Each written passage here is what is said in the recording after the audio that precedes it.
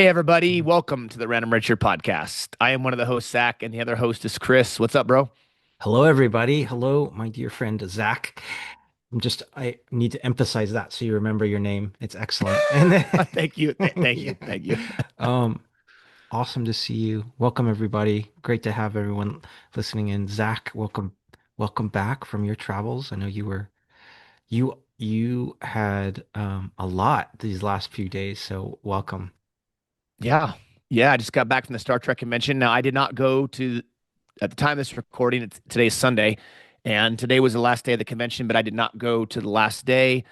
Had I known Scott Bakula was going to be added last second, I might have stayed for Sunday, but that was not the case. So I decided to come back on a Sunday. I went Friday, Saturday to the convention, and it was a whirlwind. Man. I've never gone to that convention and only been there for a couple days. I've usually gone Yeah, for the whole thing, so that was a whirlwind to say the least. But I had a blast, and I'm very hoarse, so I apologize for those of you listening or watching. My voice is a little hoarse from being at the convention, and it's Vegas, and it's really loud and noisy there, and hanging out with people, meeting people, talking with people. So yeah.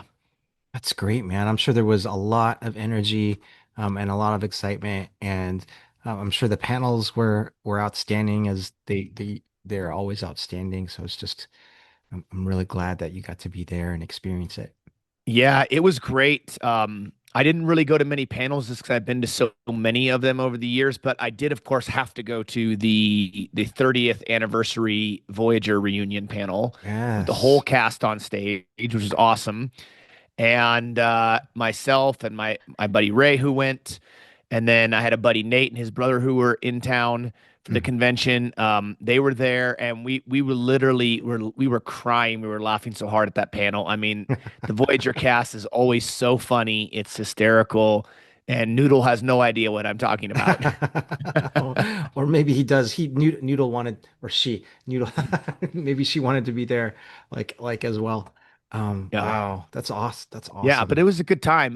Saw Liz Kukowski again, who we had in our podcast, and she was great. Yeah. Talked to her for a while. Saw Jenny Johnson again, which was great. Uh, I got in touch with a few different people who have agreed to come on the podcast, and we'll announce those at a later time once we've had those scheduled. But we've got a long list of guests that once we get them scheduled, will be lined up for those of you to hear about their careers or talk about some really unique topics that I think you're going to be really, really excited about once we announce those. So be sure to stay tuned for that to come. Also, met Dave Gregory in person for the first time, one of our watchers and listeners of the show. Yes. So it was great to see Dave there and meet him in person for the first time. And great guy. And thank you, Dave, as always, so much for watching and listening to us all this time. As always, it's so meaningful. Like, yes, to have everyone watch and listen and be with us on this journey. Yeah. So It's been that's great. So great, it was a man. good time, man. It was a good time. Definitely missed you there. Hopefully you can make it back to a con in the near future Yes, because indeed. it was a lot of fun.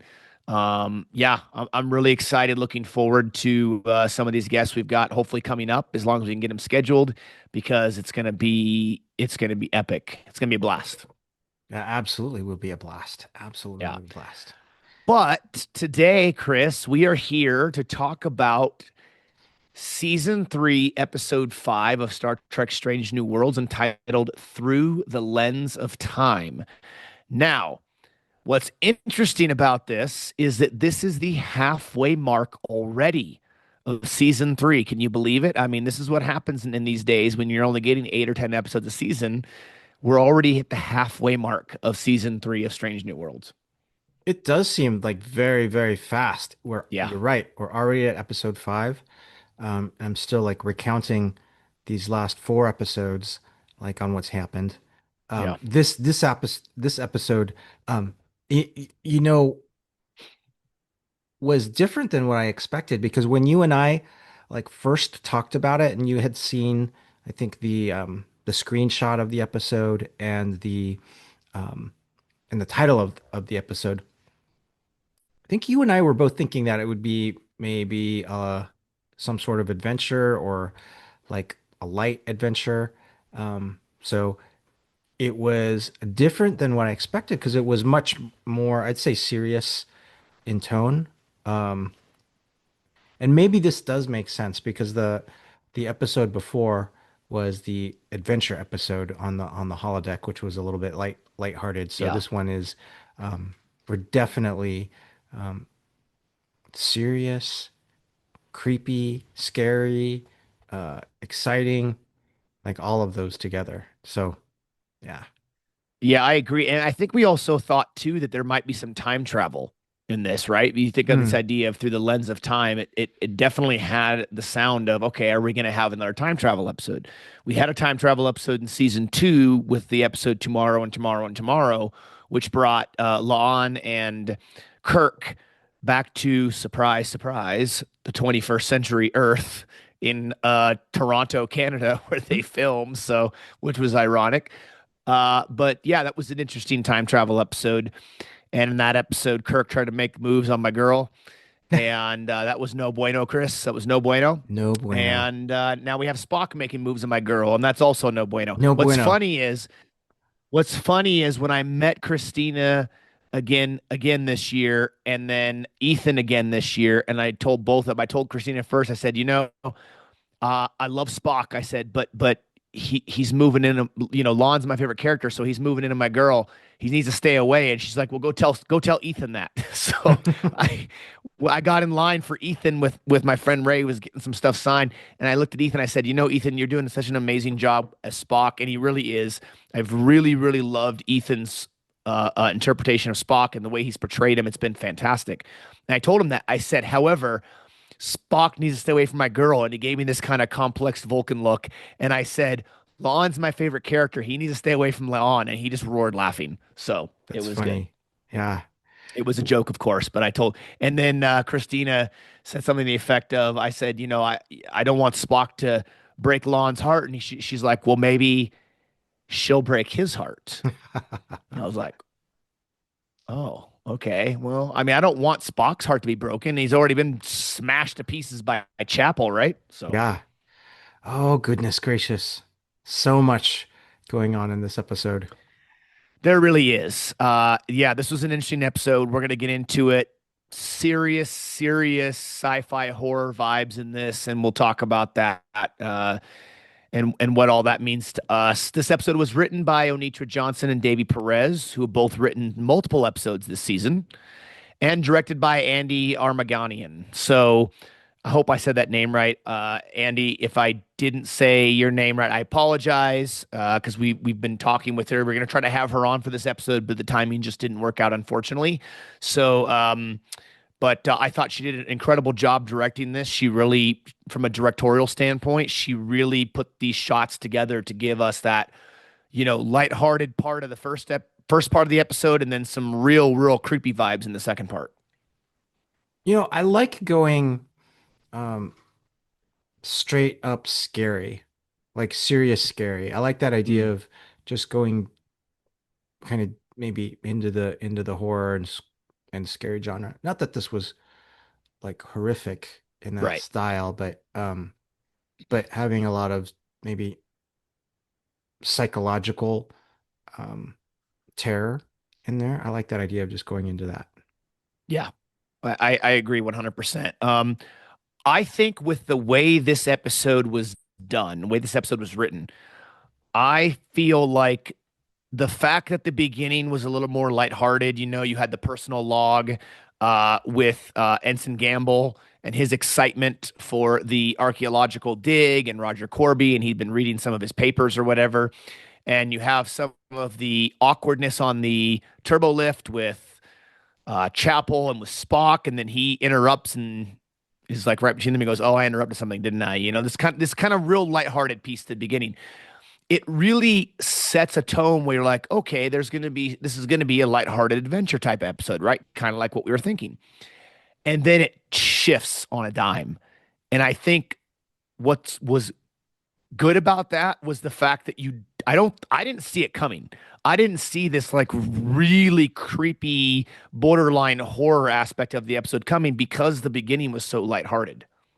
Mm-hmm. And so that made it very surprising. Mm-hmm. Yeah. It at the beginning, this goes back to what you and I were talking about offline, which which I think what we predicted kind of came to fruition, where we were thinking there was going to be something with Korby coming back, with Korby, Christine, Leon, and Spock, and then there's there being this dynamic of some sort of dramatic love triangle amongst them, and that's what this was like. Kind of started off that way, and with the awkward interactions between Christine and Spock and Leon and Christine. And then, Chapel wanting to get from Leon, hey, it's like really great that you're spending a lot of time with Spock, and Leon going, well, we're just what do you mean? We're just Yeah. we have no expectations, which Yeah. is very much Leon's kind of personality and character, right? I agree, but when Lon said that, her facial expressions told me that, and something when I think Chapel says, is are you okay with that or whatever, and she's just, it's almost like she maybe doesn't want that necessarily, but it's kind of what it is right now. So she's kind of going along with it, I guess. I don't know.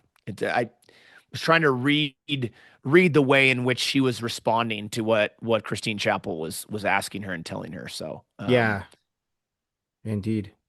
yeah, And another thing about this particular episode is we're spending a significant amount of time like away from Captain Pike, right? We're mm, developing these other characters, which is cool. yeah, And we spent a significant amount of time in this episode with Ensign Gambel. I think this was his first, well, it was his first away mission for sure, but season four, three. What season are we on? We're season yeah. three. See, Season three. season three, Yeah, Chris, yeah. He is in. and I'm Zach, by the way. Yeah, exactly. He was just, I mean, Ensign Gamble was just introduced in the last few episodes, I feel, Yeah, right? If mhm. that's accurate, Yeah, he's accurate. new So this season for sure. I felt, we were talking about this offline too. I felt maybe a little bit confused. I thought he was going to be more a part of the season. I didn't expect what happened throughout this episode. So he's gone. He's gone now. Like, Yeah. that was it was tragic what happened to him, but yeah, he's And he wasn't even gone. wearing a red shirt either. So That's right. that's the wild part. Although there are some red shirts in this that die, which, you know, that's some very serious TOS vibes there. Absolutely. But all right. Well, let's really jump into this, Chris. Let's dive into this and let's discuss through the lens of time. Yeah, absolutely. So this planet um has some ancient ruins on it that Dr. Corby and Christine want to investigate. Primarily Dr. Corby, Yeah. but that's why the Enterprise is there. Um and that's why the away team is going to go there to investigate these ancient ruins that supposedly is evidence of like an ancient advanced civilization, which is pretty cool.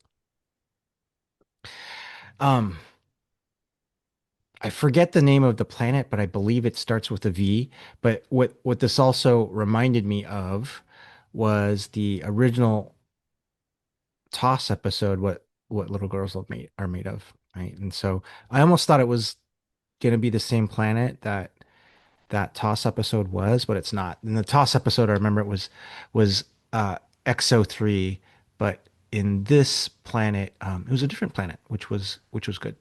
Yes. However, I would say that this isn't replacing what little girls are made of, but rather I think what this is doing is this is showing that Corby definitely has an interest in this field of molecular memory and corporeal transference, which is what we see in what little girls are made of, with this idea of him putting someone's consciousness into an android body, Hmm. right? And so Yeah. because of that, this episode, I think, really helps to set that up and establish that idea of what interests Corby, which would then make more sense as to why he does what he does in that TOS episode, What Little Girls Are Made of. Yeah, that's right. That's right. So they are able to discover that indeed this is like an ancient site. I think they're able to use their high tech like digging and some energy to kind of expose the site and expose the door. And from that they gain entrance. And so the away team primarily consisting of Chapel and Korby and Gambel, and then later Spock and Leon show up as well, and they have the alien host there as Yeah, well. and Uhura too, Uhura, and Uhura then too. Ortegas's brother is also there because he's got that camera That's right that's right. flying around. Yeah, that's right. And so they're able to gain entrance in to this, ancient structure. You're not sure what it is, but a Right. couple things I want to get your take on. When I saw this part, when they've got this ancient structure, I got the theme of Indiana Jones and the Last Crusade when they're entering there too. Yeah. And I thought that was pretty cool, especially when they gain access and they see some of those dead bodies out to the side, right? I got that kind of vibe. Yeah. I agree. Very, very Indiana Jones feeling in the beginning, anyways. I think that feeling that feeling changes a little bit after they get inside this temple that they don't really know exactly what the structure is for, right? Because Uhura even says something to the effect of, "Oh, this is like a temple or like a palace of some kind or something like that." So they don't even know exactly what it's for yet because they didn't even know really what was underneath, what was inside. So you see that, and it does remind you of Last Crusade with the structure carved into the rocks, right? That they go through and they go explore. This, however, is significantly more advanced, significantly different looking, and it doesn't look ancient necessarily. It looks uh, very, very or highly advanced, right, Does. compared to what it did in Last Crusade. But I absolutely agree with you. Very Indiana Jones vibes. Yeah. I want to talk a little bit about this exchange that happens in this front entry room, um, so that we make sure we don't miss it. But there was an exchange being when they realize there's dead bodies there. Spock brings up some Starfleet protocol, right? And Hmm. he says, "Hey, looks like these guys, something may have happened. We got to be aware of this. Like protocol says, we should go out, we should communicate with the ship, and then we should go back and kind of take our time and pause more and study." Yep. This brings up some conflict, right? Because then Christine and Corby are like, "Oh, we're here. We want to go explore. We want to go in. Hi, we just found this site and we want to get in there and do it." So when I think about this exchange more, because it goes on, and Christine kind of pleads to Spock and saying, "Hey, please, you got to trust me. Like it's gonna be okay. Like trust us. Let's go forth and do this because first, I think she wants to support Corby, who's her kind of her new view, and maybe there's a little bit of like, you know, just wanting to rebel against what Spock is suggesting. She's thinking, hey, Spock's just trying to be obstructionist and not wanting us to do this. So like I'm gonna try and do it no matter what. This is what I think. Now that we've seen this whole episode, this is what I'm saying. Spock was right. Yes. They should have gone back, right? They should have studied it more, figured it out more. I mean, Spock, he does ask the alien host, "Hey, what do you want to do?" And that the host says, "Oh, well, we want to know more about like our uh our past." Yeah. But I just reflect back on it and going, Spock was right.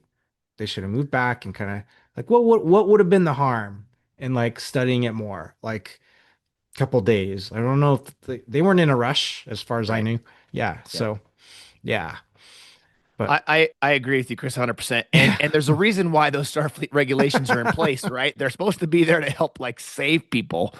Uh and yes, I think you made a great point there that it seems like Nurse Chapel is probably viewing Spock kind of like an obstructionist, right? He's just trying to slow things down. He doesn't want her and Corby to, do anything together, and he's kind of getting in the way. But what we discover, pun intended, is that actually Korby and Chapel's human emotions are what's getting in the way and what ends up getting them into trouble versus Spock, which is taking a step back from the emotional aspect and saying, let's think about this logically and say, let's slow down, let's take our time because I think the dead bodies on the floor are probably a good indication that something bad could happen here. Something Yeah. bad happened to them. It could happen to us. So let's slow down. But they're too much in a hurry. So I think you made a really great point there.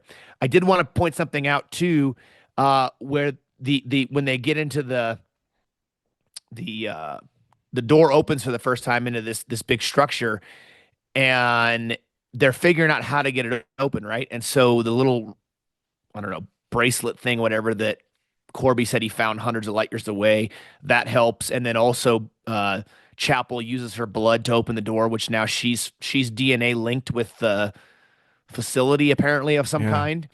But I found it interesting, and I don't know if you noticed this, where uh, I think is it she puts the blood in, and then the door opens, and then Lon says, "Fascinating," and then Chapel looks Yeah. over at her like, oh, you've been spending too much time with Spock, have you? Kind of look, this kind of Oh. side eye look. This, again, subtle drama that's Yeah. being built where it's like, is Chapel looking at her like she's jealous or something? Because Chapel's the one, is the reason why they're in this situation that they're in. Uh, but I found that very subtle moment to be an indicator that maybe Chapel is coming across on the ship to Lon like she's okay with everything and her and Spock, but deep down she's not. So I don't know That's if a you caught great that point. little subtle thing, but Oh, I want to go back and watch that. That's a great point too. And what caught me on this episode was like Chapel's wanting when they were back on the ship. Chapel's wanting to talk about it with Leon. Chapel's wanting to talk about it with Spock. She's like, yes, we should talk about this. And yeah, and they're like, why do you want to talk right, about it? Like, exactly.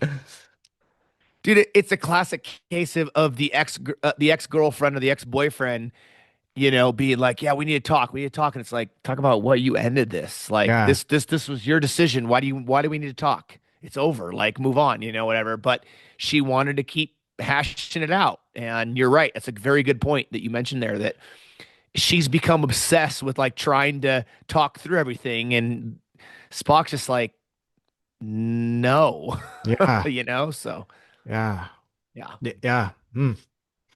Um, yeah. So they go through the door, and oh no, I'm sorry. I should back up, right? Because Ortega, we realized like he sent the camera in through another chamber and it kind of yeah. revealed this other object that was in the center of the chamber, and their alien host, like he sees that and he expresses, "Oh, this is evil." He gets really scared, and then he runs for the exit, but he's not able to make it to the exit. No, some kind of like laser or something disintegrates him. Yeah, And they're just yeah. like, "Oh," and then I think the door closes because he was trying to leave. We learn later he was trying to leave without Chapel because Chapel ends up becoming the key due to the fact that it's her blood, her DNA that's linked with some ability to be able to get in and out of this building, this temple or whatever. That's right. And even before that, I don't recall if it was before or after. But Ensign Gambel is looking at those bodies, those dead bodies, right? And he's kind of coming across and he sees this round object, picks it up. It turns out to be some sort of like an Like a explosive. sphere, Yeah, right, or something. Yeah, and it's got like yeah, this like cloud looking thing that's moving around in it. Yeah. yeah. And it blows up in his face. And then they must beam him up. Is that what happens? They beam him to the Enterprise? Yeah, They do. yeah, Yeah, they eventually get him up, beam him up. Yeah. yeah. And then Yeah, he's in. because it's before they lose comms with. But the thing is, it's Oh like, yeah. but the thing is, it's like, so they beam him up, right? So why couldn't they just beam everybody else out? Like Yeah. they're trapped in there, right? The door they can't figure out how to get the door open, or the door disappears or something like that, and they beam him out, but they can't beam themselves out. That's a great point. I want to go back and watch kind of that sequence because this is like where you go, all right, I think Spock is really right, right? And that we shouldn't like Yeah, there's like stuff blowing up in our face here. We need to go back and spend some time like studying some stuff, like send in some probes. Where's those drones, yeah. man? There So should be drones. yes, exactly. So I was thinking, and not to jump ahead here, but I'm gonna jump ahead for just one Yeah, second. You know, when the floor disappears, there's no floor there, and they yeah, have to get to the other side to get to the door to open up, right? yeah. And all I could think of is there as Chapel's getting ready to step out onto the nothingness basically, and basically have faith that it's going to appear, is I started hearing Sean Connery go, "The penitent man shall pass. The That's penitent right. man shall pass," from Last Crusade, Last right? Crusade. And Yep. and that is what Indiana Jones is saying as he's getting ready to take his step out. He's repeating what his father said to him before then. So you're absolutely spot on that there are moments in this where you're like, my gosh, this is like taken right out of a page from Last Crusade. Yeah. So I like that about it. And for me, I kind of feel like that honors Last Crusade in a way, right? So all of us that remember and have Last Crusade as so fondly in our memories and being such a great Indiana Jones movie, I think this really honors that. Yeah. Yeah, totally. I like that when they go in these different rooms and these different chambers, they are ending up in this kind of different either temporal space or dimensional space or however, they're separated. But then at the same time, it looks like they're in the same place. I think when the camera shows them, it appears like they're all in the same physical space, but they're not yet. Like they're somehow in a different dimension or a different temporal space.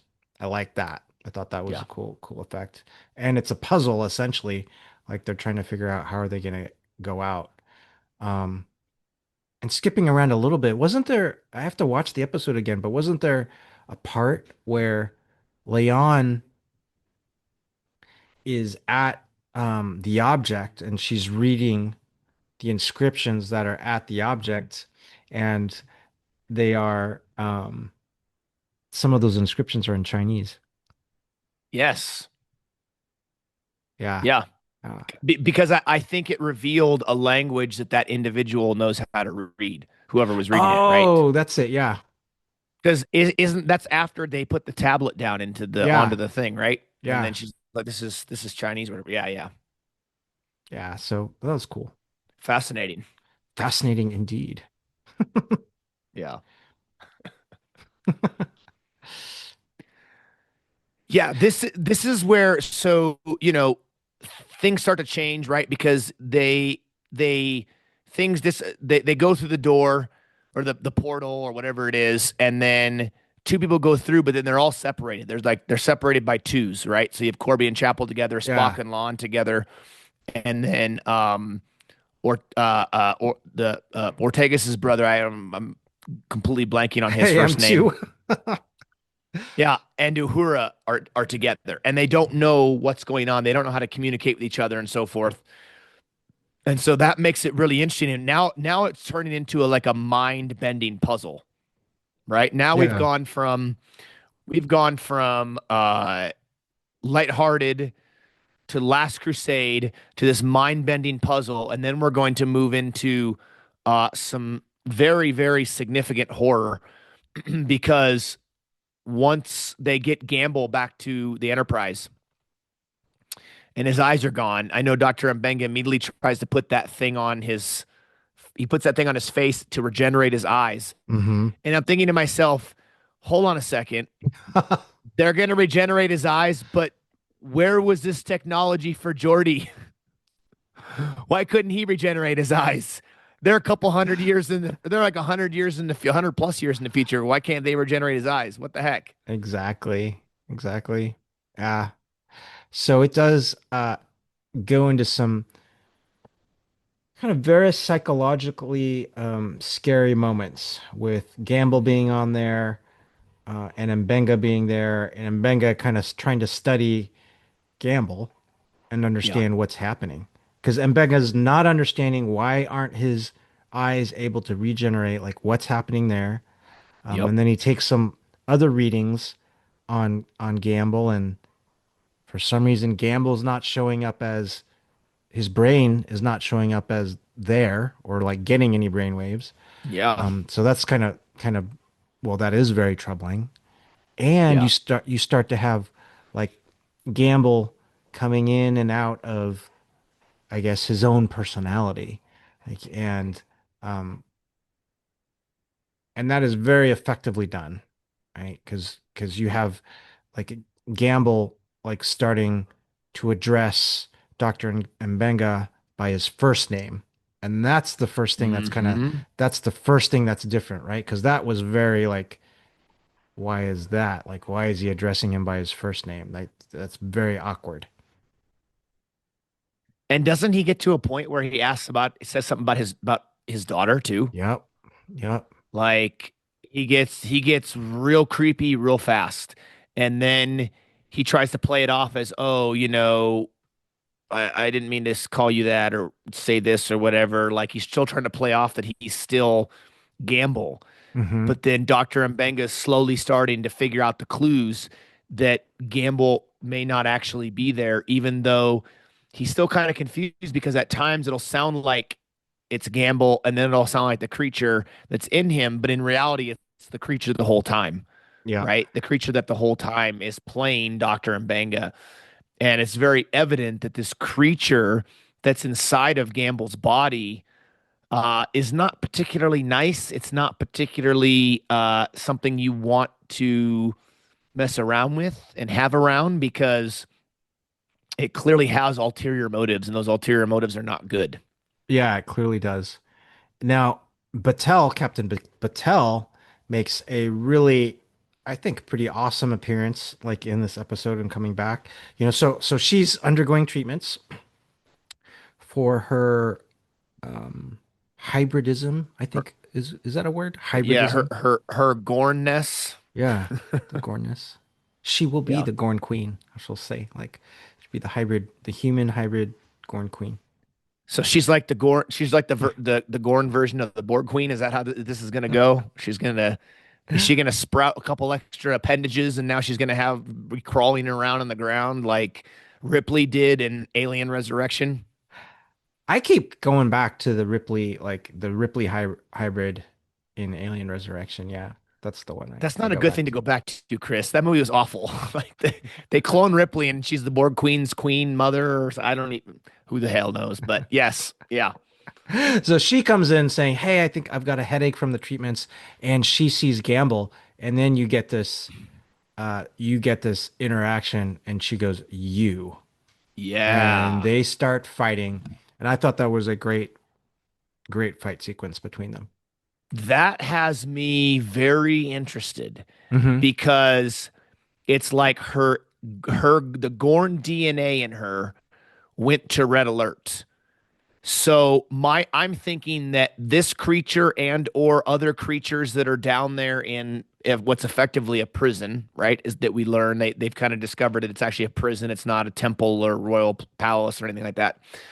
Uh, that there is significantly long history with the Gorn. That the Gorn know about this particular creature that's in Gamble and or the other creatures down there, and something's not right. Or also, what about the possibility that the creature that's in Gamble's body, what if that was some type of former Gorn maybe that went really bad or rogue and then they killed it and was able to get it there? I don't know.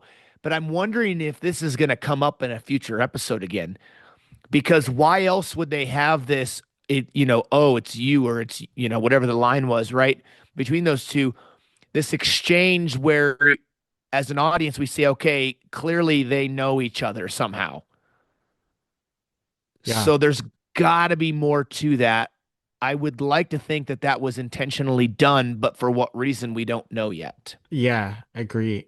This is why it'd be good for me to go back and rewatch this episode when I wasn't so sleepy. But but while Spock and Korby are in their chamber, because this is also related to Gorn, like Spock, he's got that visor that he's taken off of one of the dead aliens, I think, and he's looking down, Yes. right? Yep. And one of those spheres comes up, and it looks like a Gorn head is like screaming at him, and then Spock goes back. I think, and I don't quite remember, and correct me if I'm wrong, but like Spock sees that. I don't think he recounts that back to Corby. I think he keeps that to himself. Now I'm not sure. That's what I I recall. think you're right. Yeah. Yeah. No, I don't think there was any mention of Gorn anything to Corby. So there's some Gorn relationship with this There's some ancient connection here, structure. and we just Yeah. don't know what that is yet. Yeah. Yeah. Yeah. So that's I'm curious on what that is. And I also think that is good because that is this is something that can be explored in future episodes, totally explored. This has nothing to do with any other um, races or encounters of the known species in Star Trek. This is all completely new, and Yeah. As far as we can be know, explored. right? Yeah, Yeah. yeah, Yeah. yeah. Yeah. Because this, at the end of the episode, Pelia makes a comment, and I'm going to butcher what she said specifically, but it's something to the effect of she says like if that creature or if those creatures, those things or whatever it is get out, that it's bad. Like this is ancient evil. And because we know she's a lanthanite and she herself is a creature in a species that lives a very, very long time. And the fact she's saying that these things are ancient and they're really, really nasty and they pretty much just they want to go out and murder just to murder, and they want the ability and freedom to just destroy things and kill things whenever they want, and that it would be uh, really bad for the galaxy. This is a villain in Star Trek that maybe they're attempting to create that would be potentially the most dangerous villain that we've ever encountered in the franchise. You could make an argument that Q is because the Q continuum have, or in a sense they have godlike powers, right? But they're always played off as very whimsical. The Q minus, I guess, that first trial in Encounter at Farpoint where it's very serious, right? But in general, the Q episodes are pretty whimsical. But this sounds like it could be some type of maybe a future villain that if it were to get out could be really really bad, and maybe the most it could make the Borg look like puppy dogs. Hmm. You know what I mean? Mm. You know, Because some, of their yeah, ability, what the abilities of whatever this thing can do, it looks like. yeah.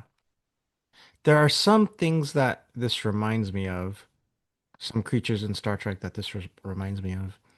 Um, there is the toss episode, and I forget the title of the episode, but is the it is the one where it's Jack the Ripper themed, Mhm. where Scotty is kind of framed, or they think Scotty's the killer of all of these women.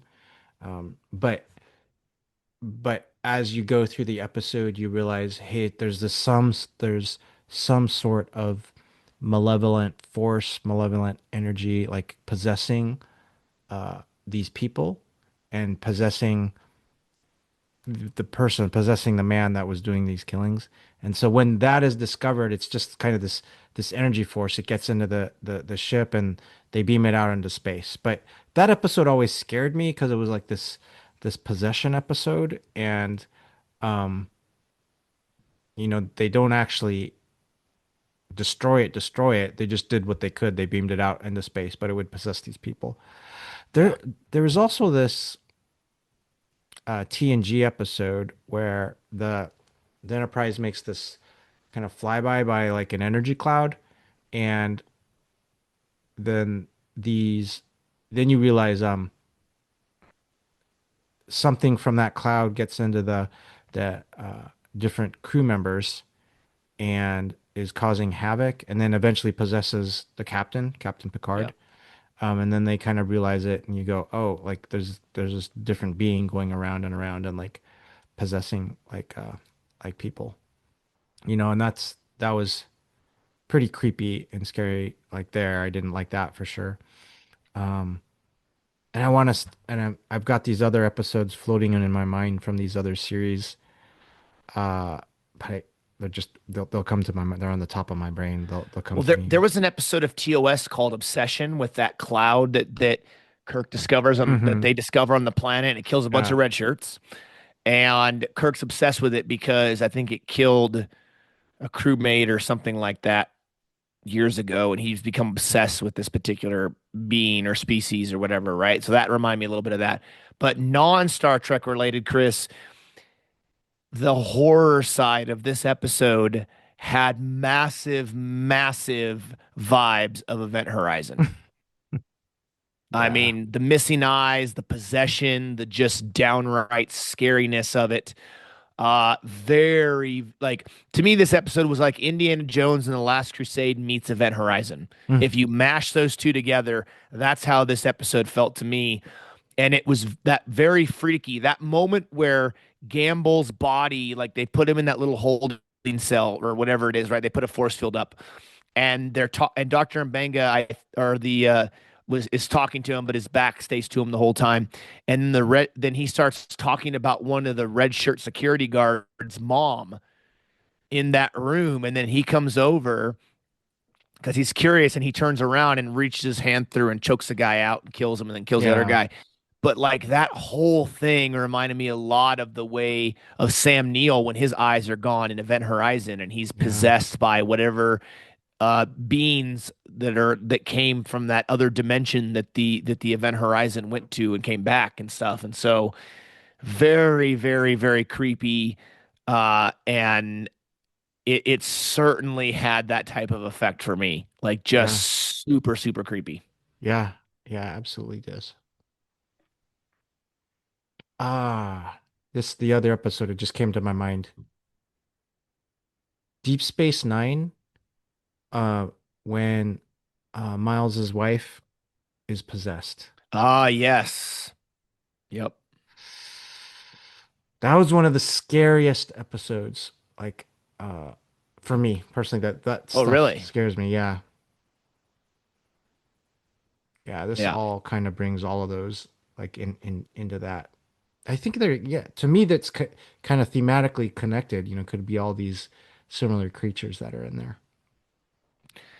Yeah, that is true. But this idea of possession in the way in which it's represented here in this episode, Hmm. it has happened somewhat regularly in Star Trek. This is not an uncommon thing that they have done in Star Trek episodes.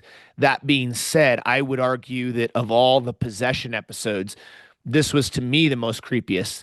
I do agree the episode where O'Brien's wife Keiko is possessed in DS9 is also creepy as well. And that was on our list of episodes to watch around Halloween time.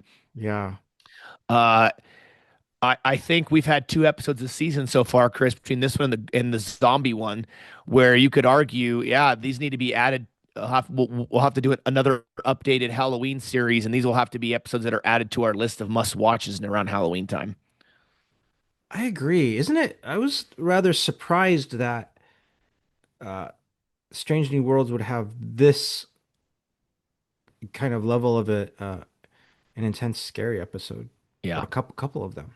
yeah, I would agree. They're certainly taking their shots with some of these episodes, right?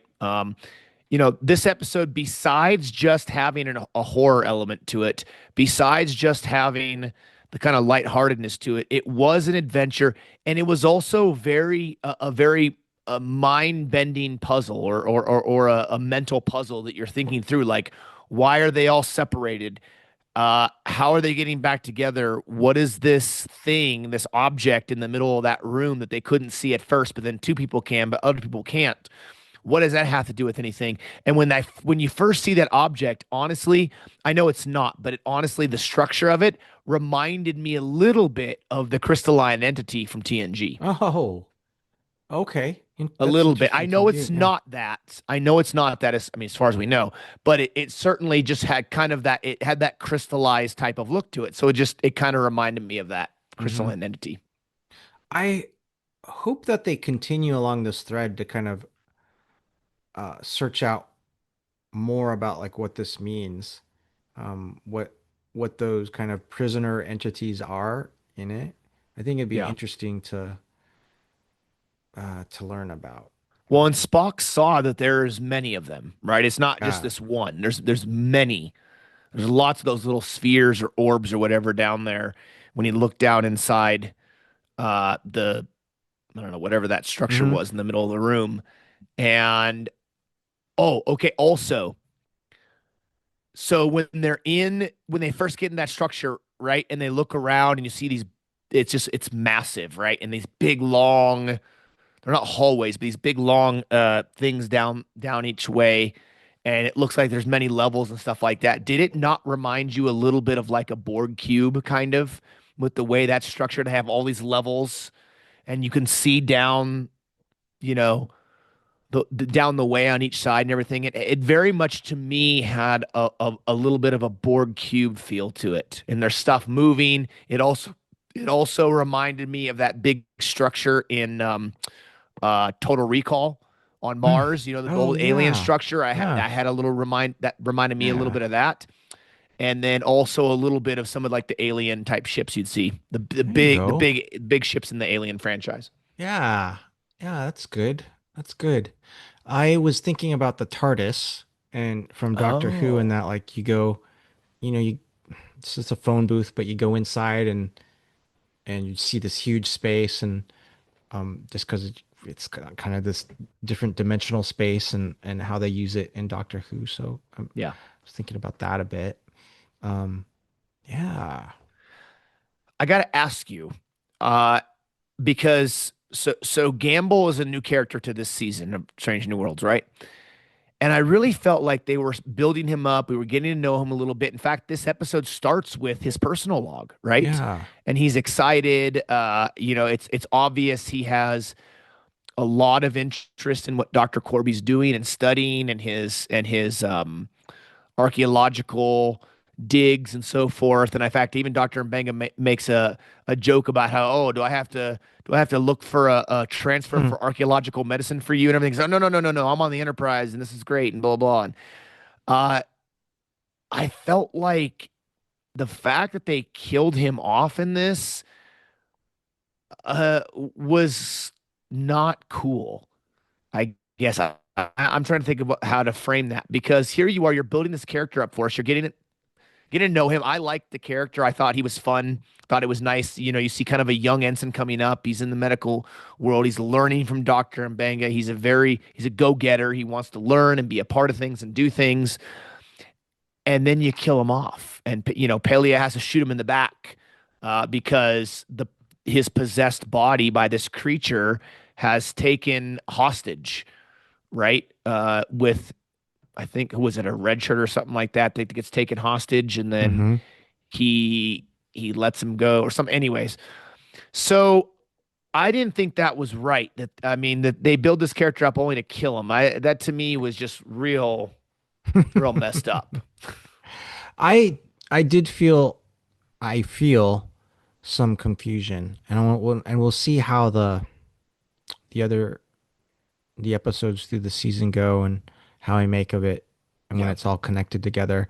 So when I feel I first saw Ensign Gamble, if I recall, it seems shortly after or around the same time that Spock and Christine kind of are separating, going their different ways, and you kind of feel yeah, like, okay, Christine's gonna go do her her internship, and then we have the introduction of the nurse, Gamble as a nurse. And I felt like yeah, when this happened, I felt, oh, okay, he's coming on like as the nurse. Christine's kind of gone, like doing her thing.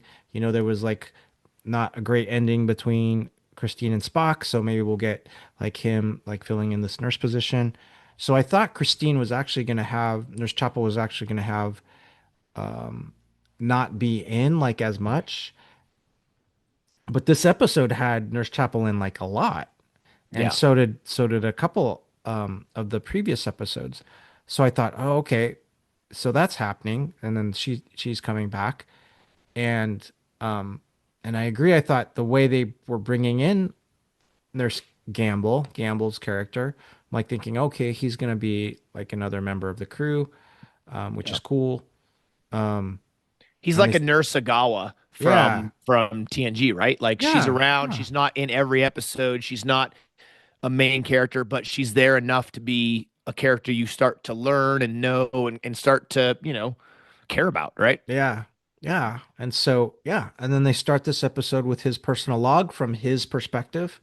And yeah. And they talk a little bit about the relationship between Dr. Mbenga and Nurse Gamble. Mbenga like likes him. He's kind of probably feels like Yeah, he's his like a nephew or a son kind of like type like person to him. for And sure. then yeah, and then I was confused. I thought he would somehow live through the episode, but that wasn't how it ended. Like then this was like, yeah, he was killed in his first away mission. Yeah, and what's interesting is they they captured this creature, the Vesda, I think is what it was called. And if you remember correctly, at the end of the episode, they capture the creature in the orb and then they beam the orb, not like out into space or anything else, or back down to where it was. They put it in the transporter buffer. So the question becomes, because it's in the transporter buffer, does that then mean that we're going to get a return of this creature in some way? And does that leave the door open for this creature to return and do something similar? Which would be really bad. It sounds like. Like I said before, Pelia mentions about how this ancient creature and this malevolent force and everything, and it's super unsettling. And Pelia is. I mean, did you notice how freaked out she was at the end of this episode? She was terrified. So it's very obvious that she knows enough information about this creature or this species or whatever it is to be downright terrified and is trying to warn the crew that this could be really, really bad if it gets out, Hmm. Yeah, agree. Um, which is probably why she shoots, you know, Gambel. And as awful as that was, I think she felt like she was doing what was right. And then they were able to capture the thing, luckily, because if they didn't capture it, they'd be in a world of hurt. yeah, they absolutely would be. I hope this is not like a one-off, and I hope they are able to explore this more somehow. I think it's hard to do though, but I think it's a really interesting idea, this one, and you kind of Yeah. want to know more about it, but there's so much more that they have to do, I think, in this series and in this season, so it'll be tough to say whether or not they're able to kind of revisit this idea. I wonder if this is something that they would bring back when the Gorn come back on an episode, and then there's a clash between the Gorn and this creature to kind of explain why. Because Hmm. it, it would be weird if this was a one-off when they were so deliberate with the recognition between Battelle and this creature in Gambel's body. And Battelle, we have no reason to believe Battelle would have any insight into this creature or Yeah. this thing, right? So we have to believe that's some part of her Gorn DNA that's in her now. Um, they made a big stink about that. They kill off a character that they were starting to slowly, introduce and develop. Um, Pelia makes a huge deal about this creature at the end of the episode, and it's ancient and it's malevolent and it's hell bent on destroying everything and killing everything. Why make so many deliberate choices in the episode if there's zero thought of ever bringing this thing back around. Yeah. So hopefully it does come back. Yeah. It very well could. I mean, for all we know, it could come back in the next episode. We just don't know yet, and we won't know until Thursday, at least Thursday. But it's going to be interesting to see how they use this moving forward because this was a very interesting episode. I think this was a very terrifying episode, honestly. I mean, it was lighthearted, yes, to a certain point, but then it got super creepy and very terrifying. There was a part near the end of the episode that I wish, for my taste, like because the creepy and psychological like terror, where Pelia was. This is kind of the end mission briefing where they're talking about Pelia's talking about like this creature, and it was like really, scary and a malevolent kind of ancient evil. Um, and she's very dramatic in what she's saying. And then Yeah. she pauses and then turns to Ortega's brother and says, "Oh, okay, would you like me to do it? Like, do you need another take?" Yeah. Which was funny, right? It was Oh like my gosh. so so I can understand you're adding some humor there in it. Yeah. For my taste, I was like, no, if you want to do that, then keep it. Keep that feeling, right? If you want to keep that kind of uneasiness, then keep it throughout. Um, Yeah. then I think that's when you do that, it's very effective. Rather than kind of lighten it up with a joke at the end. But we'll see Yeah. how it goes. Yeah, that reminded me in the beginning of the episode where they're having that little conference, right? And Gambel runs off to the meeting before the away team beams down because Dr. Beng is like, "Oh, you better hurry up." And he gets in there or whatever, and they're sitting there and they got the camera out, and Paley is like, "Oh, I like the camera. Would you like Yeah. me to do the scene?" And Yes. you're just like, "Oh, Yes. that's a little awkward there, Paley. Like little I don't know if that was supposed to be like a sexual connotation undertone there or whatever, but I was just like she's like, "Oh yes, the camera likes me," or "I have experience with the camera." And I'm just like, "Oh my." I mean, we know she's been around a long time, right? She's an old creature, but Yeah. it's like, whew, yeah, she was ready to go, man. Yeah. Yeah. Yeah. Wow. Yeah, this is one that I might go back and watch like later tonight. Yeah. Kind of see. Don't watch it with the lights out though, man. You might get creeped out even more. Does this make you want to go back and rewatch Event Horizon? No, you and I are the same. I think I can't go back and watch Event Horizon. So I can watch like the first 20 minutes of Event Horizon, where they're just going to Neptune, exploring and getting on the ship. Hmm. And then I kind of cut after that because it's just too disgusting and gross. Because I love like for a 90s sci-fi movie, the special effects they did to make Neptune and the ship and everything was amazing. It was really, really incredible how awesome they made everything look. So I like the opening part of all that and the first like 20 minutes of the movie. Then after that, I'm pretty much out. But Yeah. I mean, because when I went into Event Horizon, I know I've said this before, so apologies, folks that have heard this before. Like, but when I went into Event Horizon and watched it, like for the very first time, like I had no idea. I thought this was so cool. This was like a great science fiction like movie, and yes, it was like a mystery, and yes, there was a lot of suspense, and there'll probably be action. Uh, and then when I came out, I was just like upside down and going, I was shocked and just like, so you didn't walk out of the movie theater. You or did you see the movie theater? Did you? saw it at the movie Okay, theater. so And you didn't yeah, walk out on it. You stayed through the whole thing. yeah, I stayed through the whole thing. Yeah. And it Yeah. was, I never saw it in the theater. I yeah. rented it on VHS, and or I know I think my parents rented it for me. I didn't know much about it. I was like, oh, cool. It was Neptune, the space sci-fi movie, cool. And I probably was like, I don't know how old I was, far too young to watch that movie. Hmm. And by far too young, I mean I think I was under Um, 18 when I watched it. I don't yeah. know. Yeah. That was not a movie I should have watched. Yeah. Yeah. So yeah, it's pretty terrible. Pretty terrible. But that being said, this episode is not to that extent by any means. It doesn't have the gore, but it has the creep. It has the scariness to it. And I think the actor, and I don't know his name off the top of my head, the actor who plays Gambel, who obviously then does Yeah. the possessed version of him, did an amazing job. Really, really well done to be able to pull off both and be able to go jump back and forth between what we initially think might still be Gamble in there, right? And the possessed version of himself. Yeah.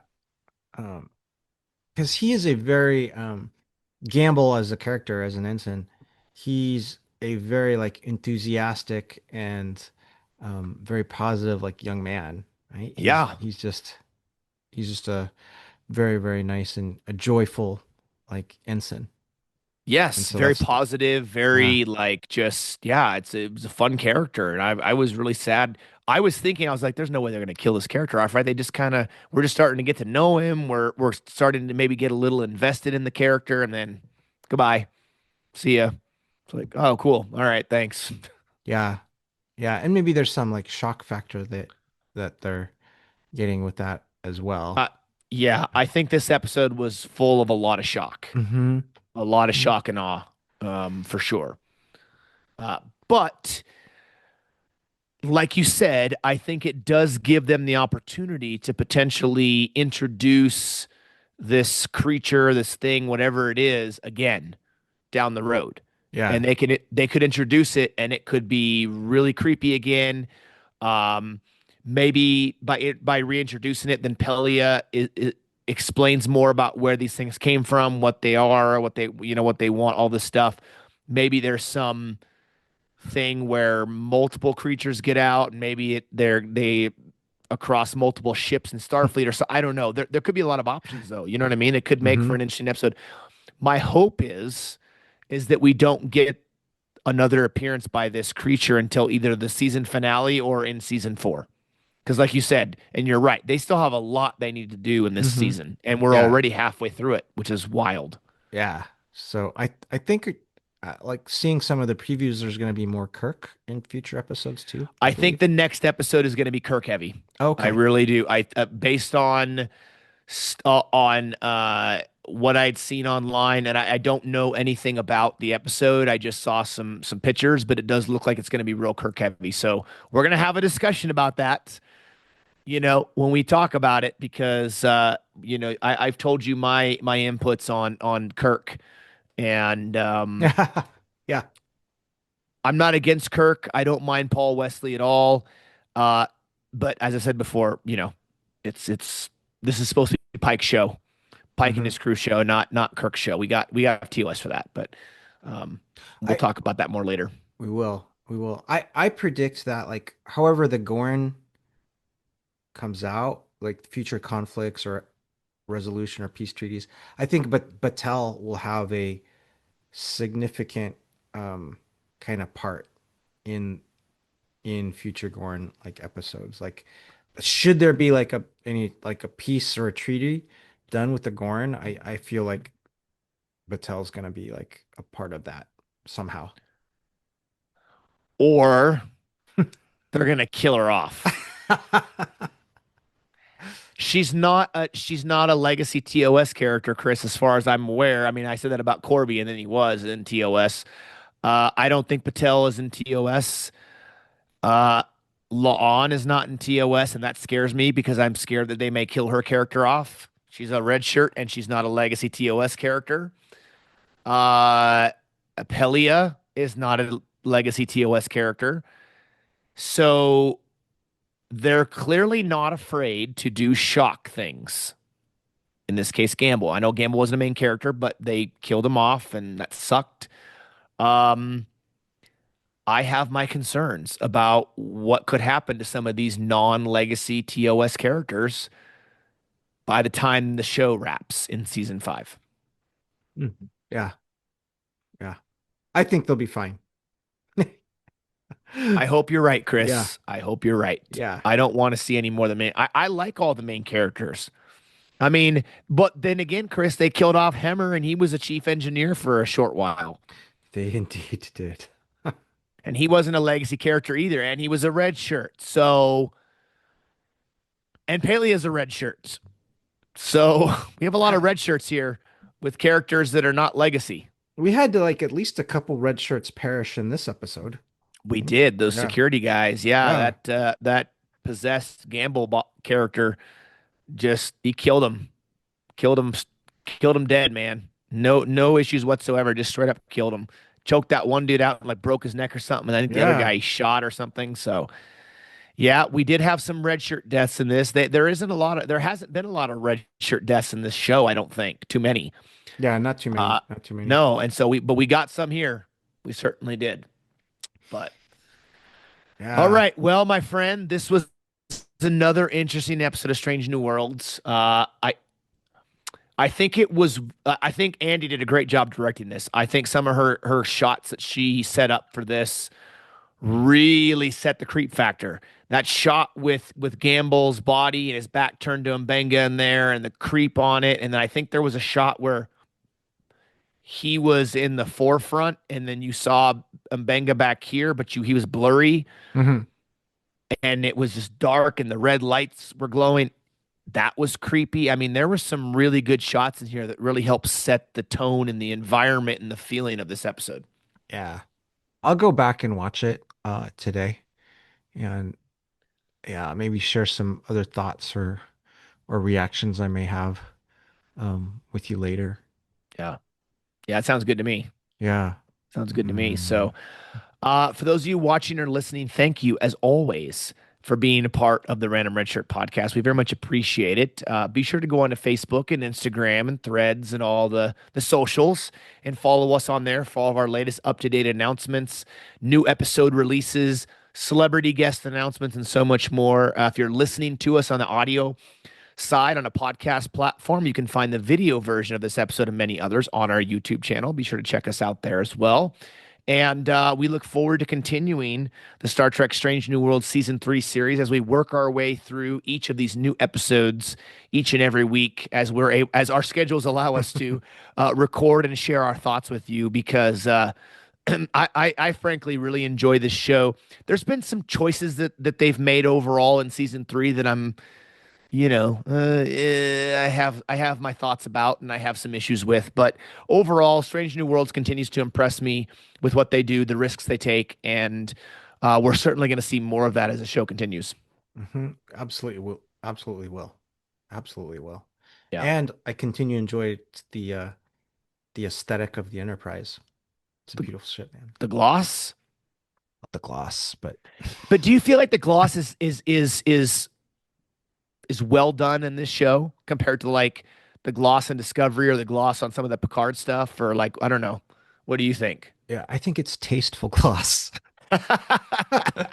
And then you have the see there's tasteful gloss and then there's ostentatious gloss.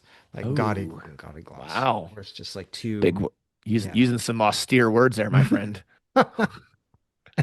You might And be the so first oh person in the history of humanity that's ever had tasteful gloss and whatever the other term you yeah. just used. You might be the first person in human history to refer to gloss in that That's right. way. Yeah. I mean it has its place and Yeah. you gotta be careful. Yeah, I Yeah. think it helps the gloss part in the hallways help because they're mostly white, Hmm. right? So it Yeah. kind of offsets some of the high gloss versus the black, which the high gloss is significantly more, I guess, in your face that way. Yeah. Yeah, exactly. I mean, Yeah, they have to have like a crew member dedicated to wiping off all of the fingerprints off all the panels. that's That's right. like a job of an ensign. That might be a job of a young enlisted person, actually, Yeah. and some Yeah. ensigns working. It's the lower decks Yeah. people. That's what they do, It's man. the lower decks people. It's the lower decks. It's Boimler. It's Mariner. That's what they're stuck doing. They're stuck cleaning all the ducts and all the shiny gloss stuff. Ladies and gentlemen, I want to thank you for joining us on another episode of Inside the Interior Design of the Enterprise and its glossy features brought to you by none other than Chris Hodgen. Thank you very much, my Yeah. friend. Yeah, absolutely.